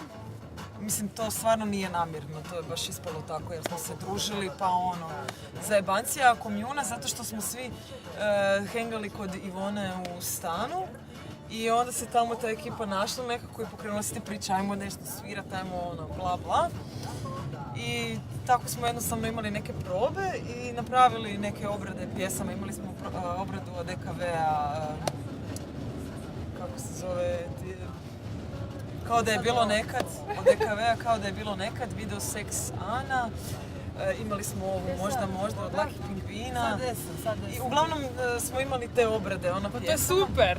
I bilo je fora, jako je bilo fora. A jeste svirali negdje? To je Svirali samo smo kod Ivone. Jesmo, nastupali smo, imali smo jedno 3-4 koncerta u Spanku, gdje smo svirali u onom, Studiju smijeha, to je bio jedan benefit koncert. I mislim, bilo je smiješno, užasno, zato što je počelo kao akustični projekt, svirat ćemo sve akustično, da nemamo opreme. Na kraju, onako krpetina kablova, ritam mašine, imali smo ritam mašinu, neku posuđenu, super neka, u stvari, u pravilu to super ritam mašina, odlično. onako vintage, Nismo ni znali dok je nismo izgubili. Ali imala neku... To je toliko dobra. Da, ma dobro, morali smo je vratiti, ali imala neki feler da je onako, kako ritam mašina ide, lupa neki ritam i onda se stisne neki gumić za neki prijelaz i kad se stisne prijelaz onda kao pravi bubnjar kad odsvira prijelaz onda se malo pogubi u ritmu i tako se i ta ritam mašina isto gubila u ritmu nakon tog prijelaza, znači onda bi usporila ili ubrzala nakon toga, onda bi mi lovili tu ritam mašinu. To bi trebala biti najtočniji dio benda, ali bila je najnepouzdanijih. Ali inspirativno. Da. Totalno. Možda prestrojiti u srednju traku. Srednja traka. Dobro, kuda ćemo sad? Sad idemo u KSET.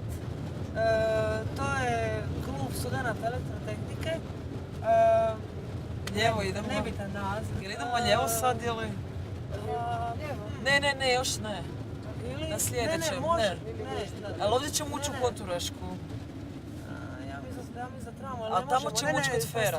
Prestroji, aha. Tamo ćemo kod Fera Možemo ući. i tamo, kod Fera ćemo ući, okej. Onda ravno idemo. Uglavnom, to je klub koji sam ja otkrila kad sam došla u Zagreb 2000. godine i tada sam baš nešto se vratila s neke operacije koljena i bila sam onako na štakama i to i nisam baš imala ni neku ekipu s kojom bi išla na takva mjesta. Da, ali na kraju je ispalo totalno sretno jer ja sam onda tako štakala po gradu i otkrila KSET. Ne da mi ga, evo možeš tu lijevo ići, ja mislim, ne? Da. Nije mi niko to preporučio, nego sam doslovno onako šetala gradom, vidjela neke plakate i otišla u KSET.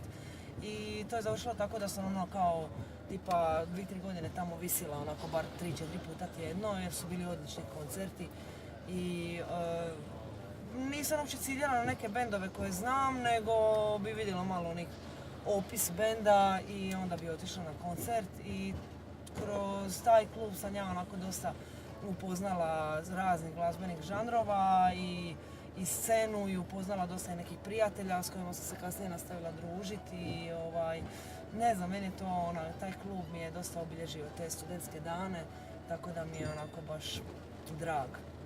Ne znam, sad neko vrijeme, mislim zadnjih par godina baš i nisam išla u KSET. Mislim, ne toliko često, išla sam, ali ne toliko često kao tada i mislim, niti imam toliko vremena, ali... A ima program? Ima program, doduše naravno ekipa koja radi program se promijenila, to je sad nešto drugačije, nije više nema toliko tih nekakvih bendova za koje gotovo niko nije čuo, a je totalno su genijalni. Ali ne znam, meni je to prije bilo onako super, dođem, još su bile neke povoljnije ulaznice za studente, to je bilo nešto neka sića, dođeš i poslušaš neki odličan bend, bilo gdje, šta ja znam, iz Njemačke, iz Amerike, iz Kanade, dakle god. Tako da mi je to bilo onako, ne znam, baš mi je onako toplo u srca kad se sjetim tog sveta i tog cijelog razdoblja. A osim toga, u KSET-u je bio moj prvi koncert sa Žbukom, tu možeš lijevo, da. Znači, to je sad ovo desno je FER, dakle taj fakultet elektrotehnike, a tu odmah onako iza je KSET. A mislim da ne možemo baš doći do KSET-a ili tamo... Ali Sara zna put kako proći pored Koturaške. Šta? Ne možemo baš pored KSET-a proći. Da, možeš sad tu ići rano pa ćemo proći. Mislim, možemo tamo? Da, možemo tamo, da. U Setu sam ja imala svoj prvi koncert sa Žbukom, to je bio band prije žena i u kojem smo svirale Eva i ja sa još jednom curom i to je bio moj prvi ozbiljniji koncert. Tada sam svirala sa bandom koji je onako impro band, samo smo No Mind Invisible Band se zvao i nismo nikad nastupali, to je bila i poanta i nikad nismo radili pjesme, to je isto bila poanta. Znači našli bi se samo mi džemali. Svirka radi svirke. Da. I imala sam isto neki kratak, dobro ne kratak, možda jednu godinu dana sam svirala u jednom simpa cover bandu, Bura band, ali Žbuka je nekako moj prvi neki ozbiljniji band i ozbiljniji koncept. Desno idemo. Kao došla sam na stage i sad se tu očekivalo stvarno nešto nešto kvalitetno. Možda možemo ići lijevo.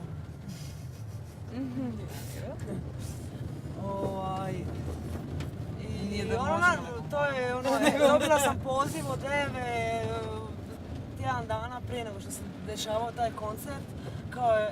Kao bubnjarka nam je izašla iz benda, možeš ti svirat bubnjeve i kao može, ali imamo koncert za 8 dana. Da, aj ja. Sad desno opet. I onda smo ne znam, imali probu kao svaki dan i ja sam skinula nekih nemam pojma, možda je to bilo 10 pjesama, tako nešto i znam da sam imala užasnu tremu. I ne samo to, nego sam još svirala svoj prvi koncert u klubu koji mi kao takav je imponirao. Da.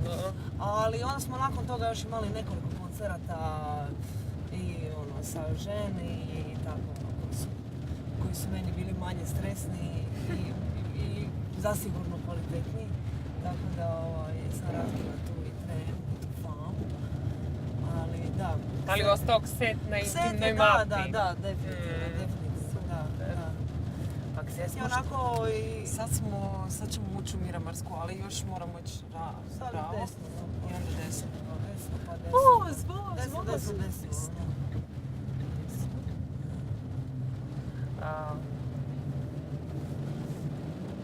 Dobro, mislim, Eva je počela izlaziti, kako ona iz Zagreba, ona je počela u Set izlaziti još u srednjoj školi. U srednjoj školi, meni je to bilo onako, wow, ti si 16 godina bila u Setu. Da, meni su to bili prvi klubovi, Seti Močvara, kao da sam otkrila ne znam šta. Meni je to isto bilo samo šta sam. Da, desno. Drugačije ne ide. Samo nisam bila tako ažurna ko Sara i hodala po koncertima, nego sam se više zabavljala po ovim slušaonicama i tim nekim, kao... Ali ne, meni je bilo super to na koncertima. Za narod. Za narod. Ja sam uglavnom, sigurno tu prvu godinu sam izlazila, 10 sad isto. Izlazila sam uglavnom solo i onda mi je to bilo super. Dođeš na koncert. Pa koga bude, jel da? Koga bude, prva stvar nije uopće bitno hoće li koga će biti, hoće li koga biti. Sad skreni tu lijevo u ovu traku sa pravo, da. Jer je koncert i možeš onako solirat, a onda mi se često puta desilo da jednostavno upoznam neku ekipu, pa onda se dešavalo da iz koncerta u koncertu se srećem sa istom ekipom i onda to kao počnu ti ljudi upadat u kategoriju prijatelji i to je super. Super je kad se to počne tako spontano dešavati. Tako da ne znam, meni ja sam došla iz tako tog nekog malog dalmatinskog mjesta i meni pojam kluba bio nepoznat tada. Kad sam došla u Zagreb, sad tu idemo opet 10. A možemo sad odmah skočiti na ovaj umjetnički paviljon, pošto prolazimo pored njega pa onda hvataš i vraćamo. Malo da je. Idemo desno. Sve na desno. Right Ne zvuči baš ono kao... Da. Liberalno. Desno. Samo na desno. Da. Volimo se igrati s tim normalno. Da, nekako se očekuje da smo na lijevo, jel? Da, svakako smo. Sigurno lijevo. Da, a mi desničarimo. ali sad je super što ćemo, ovo je Pavla Haca, jel? Ili mislim, to jest Nije, ovo je Baruna... Trenka. Da, i onda... Ne, Baruna Filipović. Nije Baruna Filipović. Baruna Trenka. Mislim da je Baruna Trenka i onda ide Pavla Haca, ali ono, kao u principu je umjetnički na... A onda produži Pavlo. Ajde. Eto, sad ćemo proći pored umjetničkog paviljona. Ja sam tu lokaciju stavila jer u principu mi je isto kao... Nije usput, Sara, sorry. Pa meni je to isto jedna bitna lokacija zato što bila sam na dosta izložba u umjetničkom paviljonu, ali jedna od bitnijih je definitivno kad je bio Andy Warhol, ja mislim, nije 2004. 2001. ili 2002. Ja mislim da je 2001. I uglavnom to me toliko impresioniralo da sam ja jednostavno nastavila u tom smjeru. I saznala sam jednostavno sam počela kopati po toj generaciji nekog pop arta i u književnosti ova bit generacija, da. I to mi je bilo, baš me jednostavno preokrenulo, kad imaš onaj neki standardno razmišljanje i onda ti se to samo prisvića na nešto sasvim novo i drugačije. Tako je meni bila ta izložba od Andy Warhola i kao wow, super, i ne znam, bila sam poslije toga još na puno izložba, ali to mi je baš bila neka preokretnica gdje sam odlučila šta ću studirat, a na kraju mi to nije uspjelo, jebi ga. Ja. I tako, da. Svima nama ne uspe po nešto što odlučimo studirati. Ali zanimljivo je da u toj istoj ulici Pavla Haca i bar u to doba kad sam ja bila mislim kad sam ušla u Zagreb, to je bio taj gay klub Global i u kojem sam onako isto neko vrijeme visila. A sad je tu kao taj rock klub. Zove se klub. A to idemo sutra na koncert. Koji koncert? Tu desno idemo. Na opet, ti. Naravno, Desno, ne moramo desno. sad. Sad okrenemo samo jedan krug. Može, ovo je. Sutra je ti Džamija, idemo odavde sutra. Pa idemo. kreće. Pa divno! Sara, idemo sutra u klub na ti. Na ti! Pa moramo ići na ti, pa si stvarno. Zovem Luciju na Zovi Luciju na ti. Evo, da je sad zove. Moramo ići na ti. Mi smo svirali sa Tijom kad je ti tek, kad su počeli nakon Petrola. Evo, a Lucija nama piše, ili ako hoćete dođite sutra u Oni su klub. ovako su nam. Da, pa nama Ja isto. Čuješ šta ti pričam? Šta si? Baš nam je Lucija napisala, dogovorila smo se sa jednom frenicom za neki plan i nešto miglamo i ona kaže ili ako hoćete dođite sutra u klub, sviraju beogradski band Team. Pa hoćemo!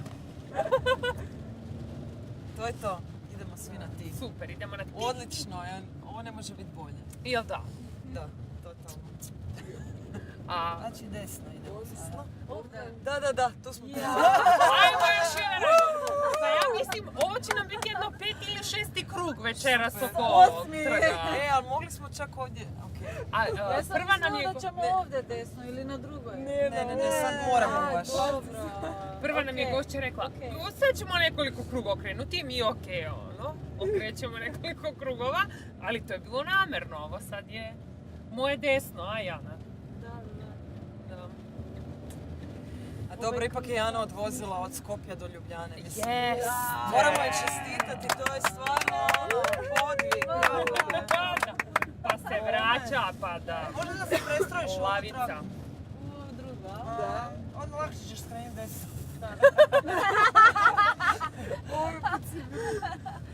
Znači desno. Desno? Ovdje!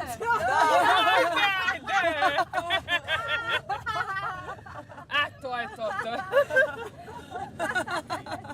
Čarobni krug. Ovo je to.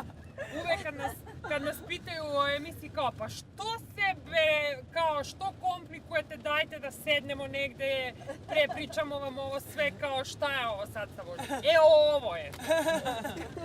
Vidi kako je kiša.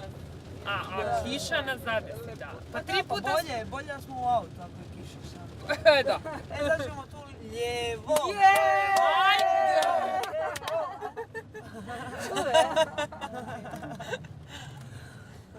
To ćemo sada nakon naglasiti još više. sad ćemo tu lijevo. Znači, idemo lijevo.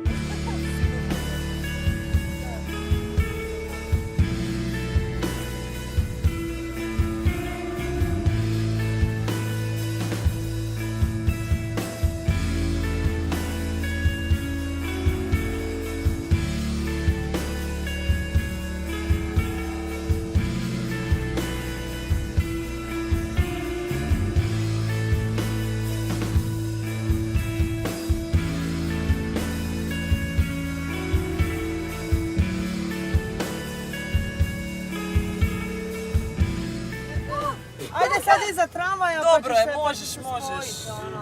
Sve u redu. Ova ulica, dobro. Možeš ga... Pazite na Dobro, znaš šta, gle, ovo je još dobro, naš. Ljudi znaju. Zašto je ono? Zakačalga ima. Zašto? Vješalice. Sad O, Da. Sad je. ili ima auto iza? Možeš.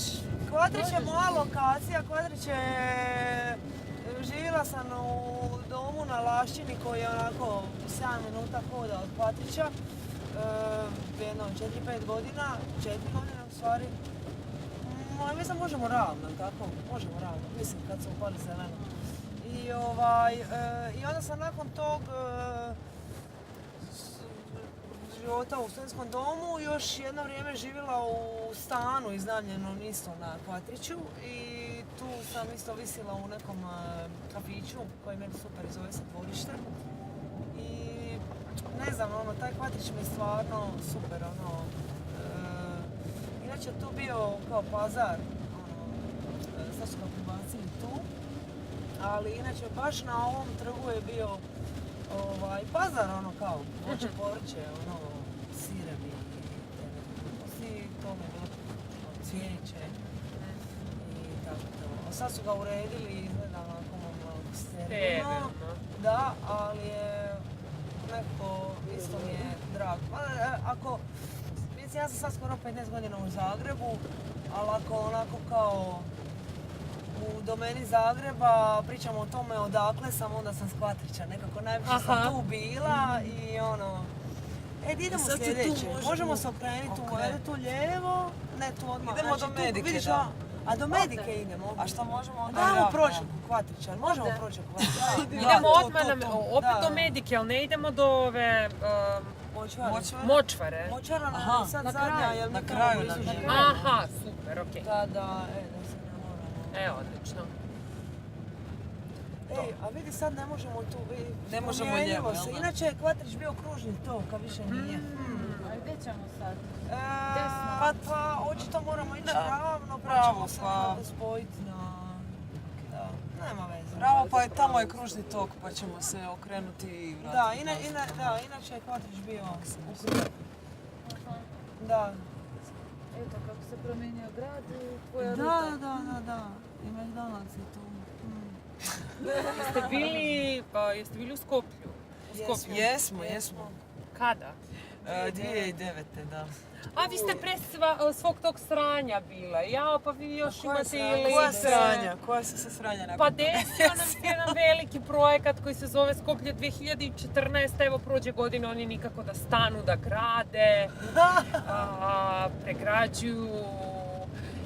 Da, sad smo se pretvorili u jedan čudan Luna Park. Ne možete verovati šta je to. Da, preuredili su grad, napravili su neki barok. Ali to vam je otprilike kao, ne znam da li znate viceve sa malim Đokicom. Kako mali Đokica zamišlja barok.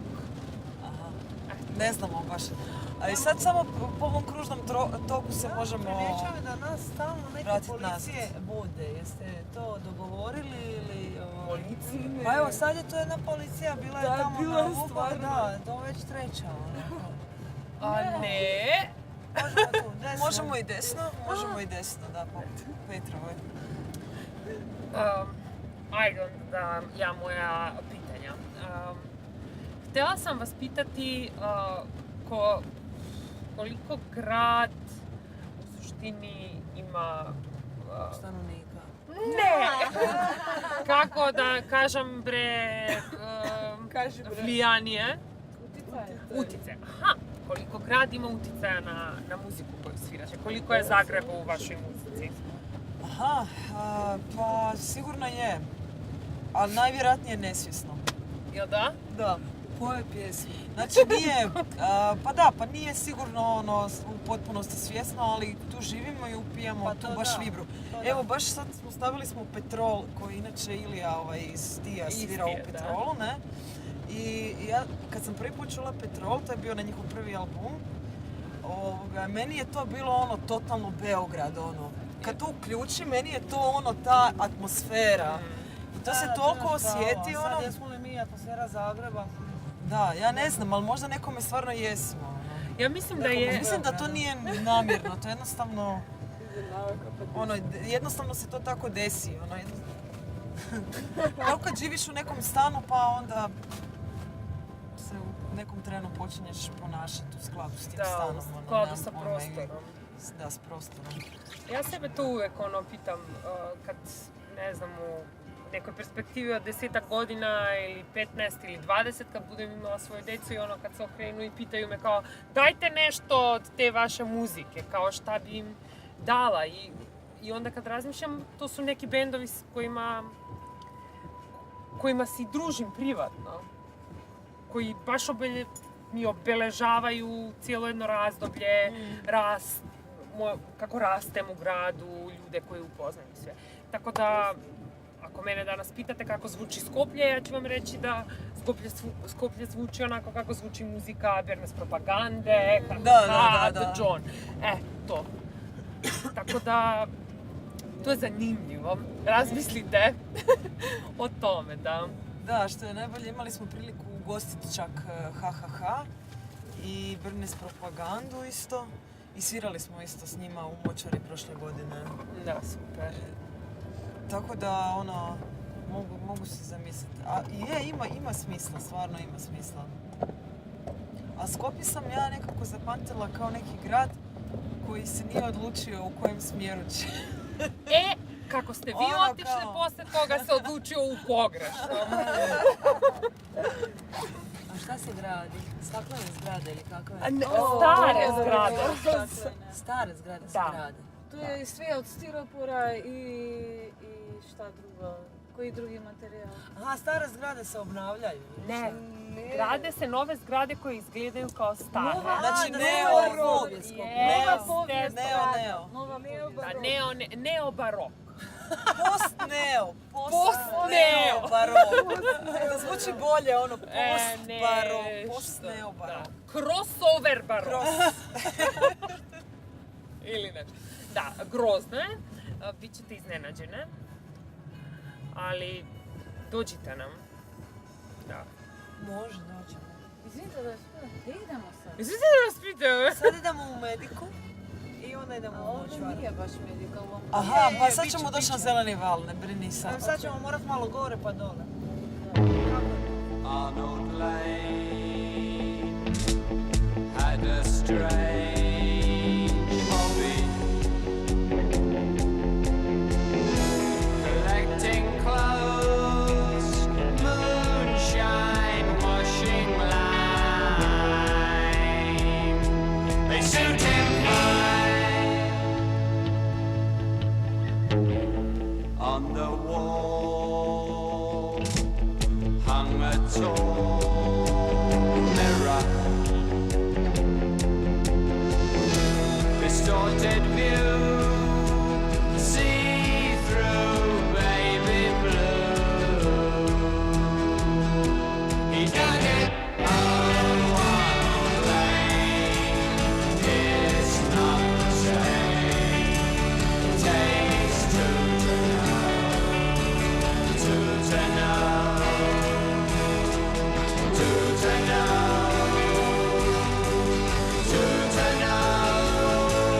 Why can't you see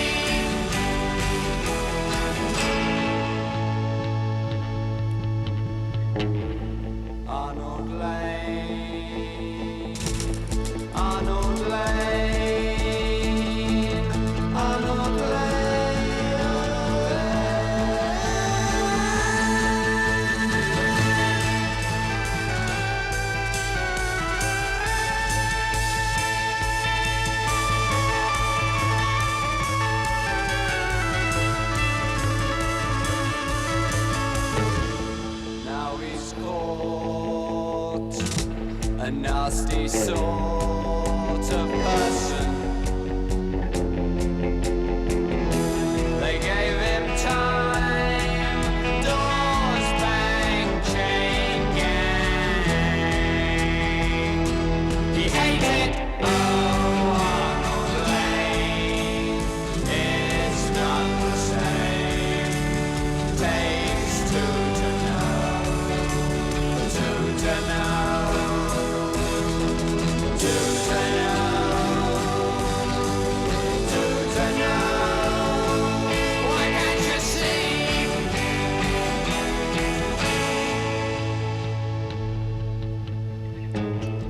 Arnold Lane, Arnold Lane, Arnold Lane, Arnold Lane, I'll do it again. Možemo odmah snimiti neki spot za žen, pošto imamo malo spotova, ono. Da, Snimamo neki spot, ono. Levo? Da. Kako se vozimo. eto vam je ideja, da. Možemo vam ovo deo materijala dati, ako vam se sviđa. Jesmo na putu? Evo tu smo, to je sad Medika. Sad tu desno. Mjesto gdje mi sad imamo prostor za probe i gdje smo već godinama onako više ili manje aktivni. Uglavnom smo radimo i koncerte, Živ žar žur, to je naša neka neformalna platforma. Svirali smo na otvaranju Medike. Da. 2008. ili 2009. jel? 2008. Ja mislim da je čak 2009. na proljeće. Ne, to ti je bio 12. mjesec, bila je zima. Aha, da, bila je zima. Uglavnom, bilo je otvaranje Medike i zvali su nas da sviramo, tad smo još kao žbuka zapravo svirali. Da, to je 2008. To je bila 12. mjesec. Kad se, u stvari, Medika je bila baš onako skvot i onda su u neko doba kao nešto legalizirala. I onda na tom otvorenju kao baš tog kulturnog centra smo mi onda svirali i evo sad koliko godina nakon imamo tu prostor koji smo sami uredili, izolirali i to, a i radimo koncerte, mislim tu imamo prijatelje i tako. Družimo se tu, provodimo vrijeme i baš nam lijepo. Ovo nam je drugi dom.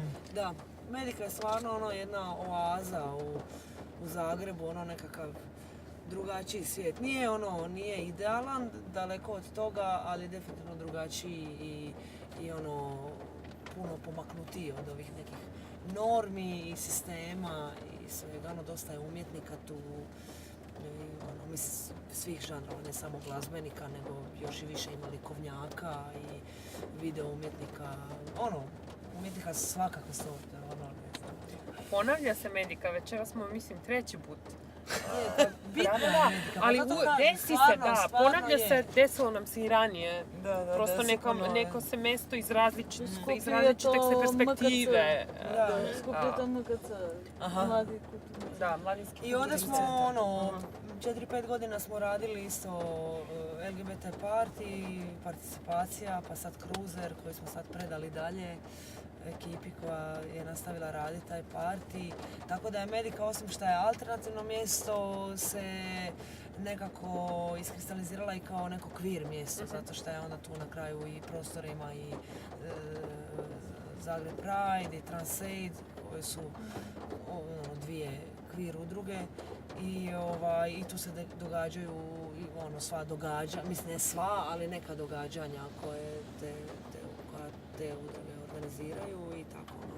Mislim stvarno onako lijepo, toplo i bitno mjesto za safe place. Da. I eto sad idemo u Močvaru.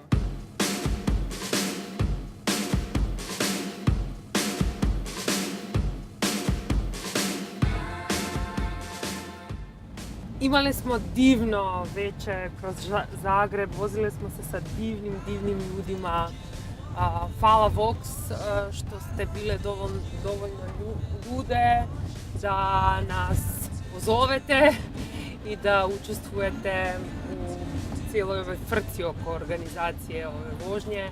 Hvala Barbari, hvala Ivanu i Marinu, hvala djevojkama i žena, Sari i Evi. Divno smo se proveli. Ovo je Ovo je baš super jedno bilo iskustvo i to je to, ne znam, ostaje nam možda zajedno smisliti kako razviti ovaj koncept ili možda zajedno napraviti neki novi, drugi, čak i uzbudljiviji. Evo titovski na makedonskom, da se odjavimo od ova večerašnjo vozenje v Zagreb, koje što biše изключително искуство. Запознавме прекрасни луѓе на кои што веројатно ќе сакаме да им се вратиме и го запознавме Загреб, некои негови скриени слоеви кои што веројатно никогаш немаше да ги знаеме. Да не решавме да го изведеме ова женско мапирање на градот.